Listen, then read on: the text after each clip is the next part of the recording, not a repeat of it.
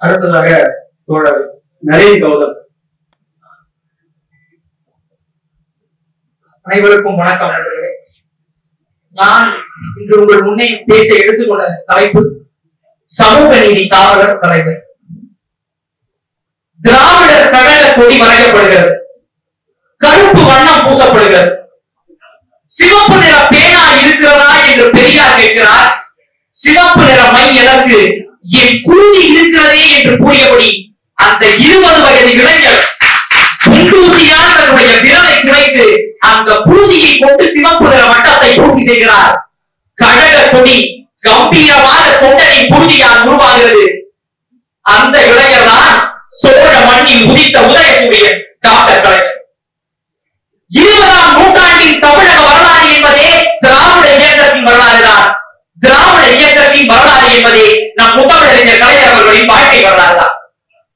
நாடற்றவர், நலவற்றவர், நலிவுற்றவர், பாடற்றவர், பணியற்றவர், வாழ்வற்றவர், வீடற்றவர், விதியற்றவர், வீழ்வுற்றவர், காடற்றவர், கரணியற்றவர், கல்வியற்றவர், கலைஞரின் ஆட்சி காலத்தில் சீர்பெற்றவர், சிறப்புற்றவர்.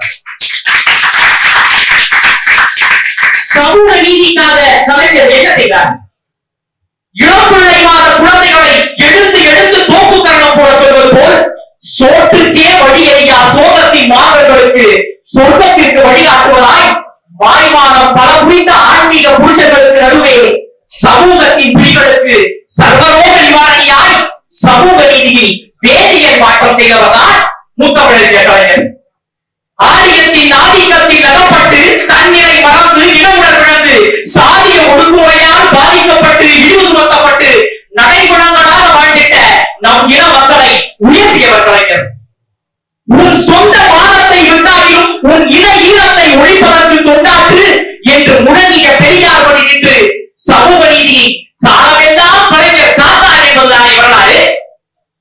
சமூக நீதிக்காக கலைஞர் என்ன செய்தார் என்ற கேள்வியை எழுப்புவதற்கு முன் இந்த மண் ஒரு நூற்றாண்டுக்கு முன்பாக எப்படி இருந்தது என்பதை ஆராய்ந்து பார்க்க வேண்டிய அவசியம் நமக்கு இருக்கிறது. படிப்பறிவு இல்லாத ஒரு சமூகம், நாட்டு விடுதலை என்பது எது என்று அறியாத நம் இன மக்கள், எந்த ஆதிக்கத்தையும் எதிர்க்க தெரியாத ஒரு இனம். அன்றைய நாளில் அரசு கணக்கெடுப்பில் விதவைகளின் எண்ணிக்கையில் 1 வயது பெண் குழந்தைகளும் அடக்கம். அதாவது 1 வயதில் பெண் குழந்தைகள் விதவைகளாக இருந்திருக்கிறார்கள். இந்த நிலையில் மனிதனை மனிதனாக வாழச் செய்கிற எண்ணத்தால் தாழ்ந்து நம்பிக்கையால் ஏமாந்து உழைப்பால் வைத்து நாயினும் கீழாய் நடத்தப்பட்ட நம் இன மக்களை சமூக நீதி என்னும் பாதையை நோக்கி நடத்தி சென்றவர்தான் முத்தமிழறிஞர் கலைஞர். தொலைதூர கிராமப்புறங்களில் இருந்து புறப்பட்டு வரும் மாணவர்களிடம் பேசி பார்த்தால் தெரியும் நண்பர்களே, கலைஞரின் இலவச பேருந்து பயண சீட்டு அவர்களின் வாழ்க்கையை எப்படி புரட்டி போட்டது என்று. 1989 நிறைவேற்றப்பட்ட பெண்களுக்கான சொத்துரிமை சட்டமும் 1996 உள்ளாட்சி தேர்தலில் பெண்களுக்கு 33% இடஒதுக்கீடு என்று கலைஞர் அறிவித்ததும் சமூக நீதி குறித்த அவருடைய பார்வையை நமக்கு வெட்ட வெளிச்சமாக்குகிறது. என்னை கடலில் தூக்கி எறிந்தாலும் நான் கட்டுமரமாகவே இருப்பேன் என்றார். சில முறை தூக்கியும் எரிந்தோம், மீண்டும் நாமே சென்று கடலில் மூழ்கி அந்நல்முட்டை தேடி எடுத்தோம். சொல்லுக்கு பொருளான அகராதியின் பக்கங்களை புரட்டுவது போல் வளர்ச்சிக்கு பொருளான வாழும் தலைமுறையும் வருகின்ற தலைமுறையும் புரட்ட வேண்டிய ஒரு புத்தகம் தான் முத்தமிழறிஞர் கலைஞர். இன்று சில கட்சியின் கொடிகளில் மட்டும்தான் அண்ணா பறக்கிறார். திராவிட முன்னேற்ற கழகத்தில் தான் கலைஞரால் அண்ணா கொடிகட்டி பறக்கிறார். சமூக நீதி என்னும் குழந்தை அண்ணாவின் கரங்களில் செழுமை பெற்றது, கலைஞரின் கரங்களில் வலிமை பெற்றது, தளபதியின் கரங்களில் முழுமை பெற்றது. நூற்றாண்டு விழாக்கள் எல்லாம் காற்றோடு போகும் காலம் இது.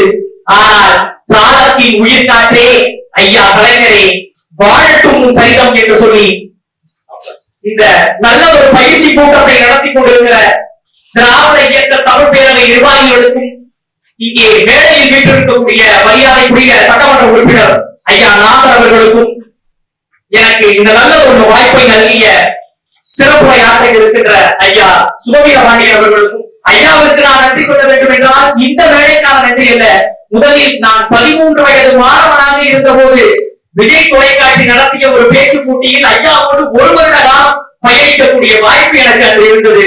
தமிழ் கட்சி நிகழ்ச்சி ஐயாவோடு அந்த ஒரு வருட கால பயணம் என்றும் நீங்க நினைவாக என்னோடு இருக்கும்.